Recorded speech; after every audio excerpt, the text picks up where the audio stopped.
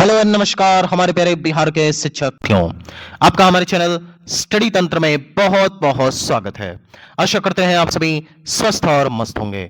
साथियों, जैसा कि आप अपने स्क्रीन पर देख सकते हैं, बिहार टीचर ट्रांसफर अपडेट, सचिवालय अपडेट। साथियों, आज की डेट में हमारे तमाम जितने भी शिक्षक हैं जो कि अपने अंतर जिला तबादले का वेट कर रहे हैं, फाइनली उनके लिए एक बड़ी खबर जारी हो चुकी है। साथियों, आज इस वीडियो के माध्यम से आप सभी को आपके ट्रांसफर के रिगार्डिंग बहुत बड़ी अपडेट देने वाले हैं। साथ ही साथ हम यहां पर डिस्कस करने वाले हैं नई ट्रांसफर नियमावली के संबंध में, जिससे यहां पर बिहार के 6 लाख से अधिक शिक्षकों को डायरेक्टली फायदा पहुंचने वाला है। साथियों, संपूर्ण अपडेट आज इस वीडियो में आपको देखने को मिलेगी, लेकिन वीडियो के मुख्य भाग में आगे बढ़ने से पहले आप सभी से एक रिक्वेस्ट है, यदि आप हमारे चैनल पर नए हैं और अभी तक आपने हमारे चैनल स्टडी तंत्र को सब्सक्राइब नहीं किया है तो जाइए फटाफट और स्टडी तंत्र को सब्सक्राइब कर लीजिए, क्योंकि बिहार टीचर ट्रांसफर के रिगार्डिंग यहां पे लगातार ऑथेंटिक और जेन्युइन अपडेट दी जाती है। चलिए साथियों, वीडियो में आगे बढ़ते हैं। साथियों, यह रही वह अपडेट जिसका आप सभी बेसब्री से इंतजार कर रहे थे। लगातार आपके बहुत सारे कमेंट आ रहे थे, सर अभी तक यहां पे ट्रांसफर नियमावली पब्लिक डोमेन में जारी क्यों नहीं हुई है। देखिए, उसके पीछे बहुत सारे कारण हैं जिसको इस वीडियो के माध्यम से यहां पे डिस्कस किया जाएगा, लेकिन सर्वप्रथम हम आपको यहां पर बताना चाहेंगे कि सबसे इंपॉर्टेंट है कि नई ट्रांसफर नियमावली जल्द से जल्द पब्लिक डोमेन में जारी हो जाए। लेकिन सबसे महत्वपूर्ण मुद्दा यह था कि ये जो ट्रांसफर नियमावली, आप सभी को यहां पे 2 से 3 दिन पहले ये सारी जानकारी मिल गई होगी, लेकिन हमने यहां पे तुरंत वीडियो नहीं अपलोड की। उसके पीछे का संदर्भ यह था कि हम चाहते थे कि ऑथेंटिक सोर्सेस के माध्यम से पहले इसे वेरीफाई किया जाए, क्योंकि आप सभी को पता है कि इतने दिन से लगातार चर्चा हो रही थी कि नई ट्रांसफर नियमावली यहां पे जो बन रही थी, फाइनली वो बन चुकी थी और उसको जो है यहां पे कैबिनेट स्वीकृति के लिए भेजा गया था। अब कैबिनेट स्वीकृति के लिए भेजा गया था, तो आखिर उससे स्वीकृति क्यों नहीं थी और कौन से ऐसे लूप होल्स थे जिसकी वजह से वापस से एक कमेटी गठित करनी पड़ी, और उस ट्रांसफर नियमावली को जिसके संदर्भ में बताया जा रहा था कि वो जो है कैबिनेट के लिए भेज दी गई है और कैबिनेट स्वीकृति मिलते ही उसे पब्लिक डोमेन में जारी कर दिया जाएगा और उसके संदर्भ में फिर आप सभी से आवेदन लिए जाएंगे। देखिए, उस ट्रांसफर नियमावली में कुछ लूप होल्स तो थे, जिसकी वजह से यहां पे हमने आपको पहले ही बताया था कि कुछ आंशिक संशोधन होने बाकी हैं। ये आपको पहले जानकारी दी गई थी। अगर आप हमारे रेगुलर व्यूअर्स हैं तो इस बात को आप भली भांति जान रहे होंगे। हमारे चैनल के माध्यम से इस बात को बताया गया था कि जो नई ट्रांसफर नियमावली बन रही है, जिसमें लगातार ये चर्चा हो रही थी कि यहाँ पे 5 साल का प्रावधान किया जाएगा, फिर 3 वर्ष का प्रावधान किया जाएगा, तो ये सारे जो लूप होल्स थे, कहने का मतलब ये है ट्रांसफर शिक्षकों का एक अधिकार है। आप ये नहीं कह सकते हैं कि हाँ किसी एक जगह शिक्षक ट्रांसफर ले लिया है तो वो आने वाले 5 साल तक वहीं पे रहेगा, ऐसा नहीं होता है। क्योंकि शिक्षक भी एक राज्यकर्मी है और राज्यकर्मियों के स्थानांतरण के लिए कोई अलग से प्रावधान लाने की आवश्यकता नहीं है, क्योंकि राज्यकर्मियों का जो ट्रांसफर होता है वो ऐच्छिक ही होता है।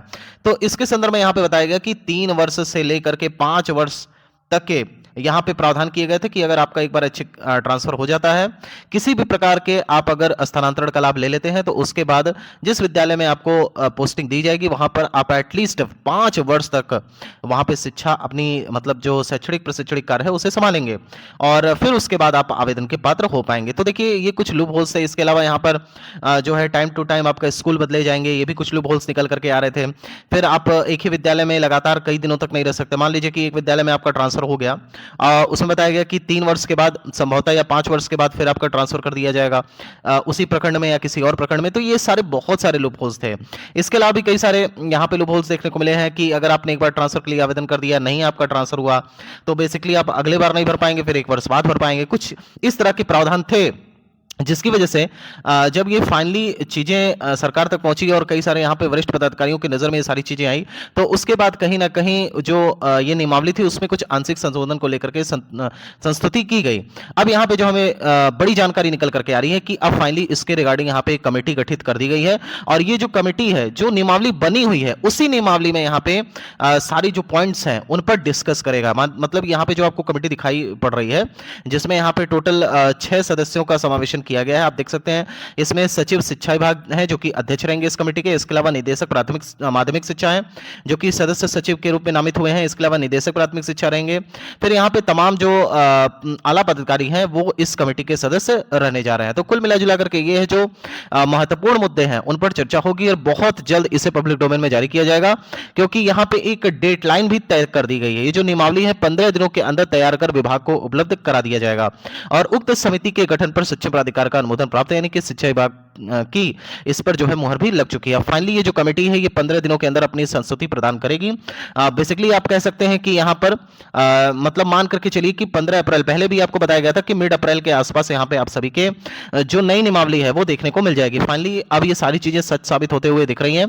कुछ यहाँ पे मेजर पॉइंट्स नहीं है, थोड़े बहुत यहाँ पे आंशिक संशोधन होने बाकी हैं। जैसे एक बार आपने ट्रांसफर का लाभ ले लिया तो फिर आप 1 वर्ष बाद आवेदन कर पाएंगे, तो बिल्कुल गलत है। अगर आपका तबादला नहीं हो पाता है तो इसमें आपकी तो गलती है नहीं, तो फिर दोबारा से जब आप 1 वर्ष में 2 बार मौका दे रहे हो तो फिर दोबारा आप ट्रांसफर का आपको विकल्प देना चाहिए। तो इसको लेकर के ये सारी चीजें क्लियर हो जाएंगी और बहुत जल्द आपको मतलब ये जान के चलिए कि इस बार जो नियमावली बन रही है बिल्कुल पुख्ता नियमावली है। इसी के आधार पर आने वाले काफी समय तक मतलब मान करके चलिए कि आने वाले लगभग 10 से 20 साल तक ये रोड मैप तैयार किया गया कि इसी नियमावली के आधार पर आने वाले समय में जो भी नियुक्तियां की जाएंगी, जो भी बहाली की जाएगी, इसके अलावा जो ट्रांसफर का प्रारूप चलेगा शिक्षकों के संदर्भ में, चाहे वो HMST हो, चाहे यहाँ पे नवनियुक्त हमारे TRE3 के शिक्षक हो, या फिर ऐसे सभी शिक्षक जो अभी तक वंचित हैं, या फिर ऐसे तमाम शिक्षक जो अपने म्यूचुअल ट्रांसफर से नहीं खुश हैं, या फिर ऐच्छिक तबादला जिनका हुआ है, पहले बढ़िया था अभी वो गलत चल गए हैं, क्योंकि उसमें बहुत सारे लूप होल्स देखने को मिले कि आप 1 वर्ष तक ऐच्छिक स्थानांतरण का लाभ नहीं ले पाएंगे, जिसके डर में तमाम हमारे म्यूचुअल ट्रांसफर ले चुके शिक्षक भी अपना जो है ट्रांसफर ले लेते हैं। और ये सारी चीजें जो है कहीं ना कहीं एक वैकल्पिक बाधा के रूप में सामने आई थी। तो अब सारे शिक्षकों के लिए ट्रांसफर नियमावली बहुत ही शानदार साबित होगी और 6 लाख से अधिक शिक्षकों को इसको डायरेक्टली फायदा मिलेगा। प्राप्त जानकारी के अनुसार मई मंथ में आवेदन लिए जाएंगे और जून माह में यहां पे ट्रांसफर किया जाएगा। और बताया जा रहा है कि एस्टिमेट किया जा रहा है कि इस बार भी यहां पे लगभग 1 लाख से अधिक शिक्षकों के अंतर जिला तबादले को लेकर के आवेदन आएंगे।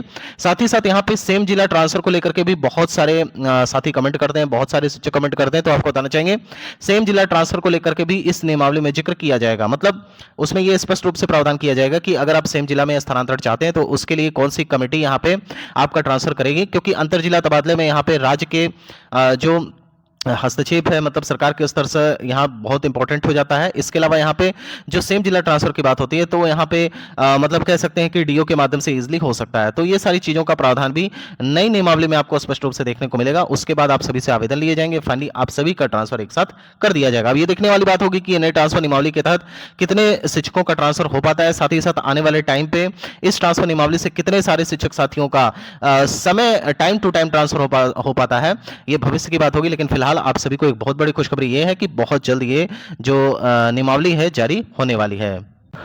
शिक्षक साथियों यहां पर बात कर लेते हैं शेष शिक्षकों के तबादले के संदर्भ में। देखिए हमने पहले भी आपको बताया था कि शिक्षा विभाग यहां पे प्लानिंग कर रहा है कि जितने भी शिक्षक अभी तक बचे हुए हैं, लगभग 15,000 के आसपास शिक्षक बचे हुए हैं। इसमें देखिए 7,000 के लगभग ऐसे शिक्षक हैं जिन्होंने 6 जिले का विकल्प दिया था और लगभग 7,000 इतने ही शिक्षक 7,000 के लगभग है जिन्होंने केवल 3 जिले का विकल्प दिया था। तो देखिए जो 7,000 बचे हुए शिक्षक है जिन्होंने मात्र 3 जिले का विकल्प दिया था उनमें थोड़ी सी अभी डाउट देखने को मिल रहा है। लेकिन जो ऐसे शिक्षक है जिन्होंने 6 जिले का विकल्प दिया था और उनमें कुछ वांछित जिलों को छोड़ करके, जैसे पटना की बात की जाए तो पटना में भी फिलहाल ट्रांसफर संभव नहीं है, तो जिन्होंने पटना का विकल्प दिया था फाइनली वो तो ऑप्शन यहाँ पे वेस्ट हो जाएगा। लेकिन अगर आपने आसपास जिले का विकल्प दिया, जैसे जहानाबाद का विकल्प दिया है या फिर आपने यहाँ पे अरवल का विकल्प दिया है, तो ये सारे अगर आपने डिस्ट्रिक्ट्स का चुनाव किया है तो आपका यहाँ पे ट्रांसफर होने के पूरे पूरे चांसेस है। प्राप्त जानकारी के अनुसार ये जो कमेटी गठित की गई है इसके संदर्भ में भी की गई है कि बाकी जो बचे हुए शिक्षक हैं उनका भी तबादला जल्द से जल्द कर दिया जाए।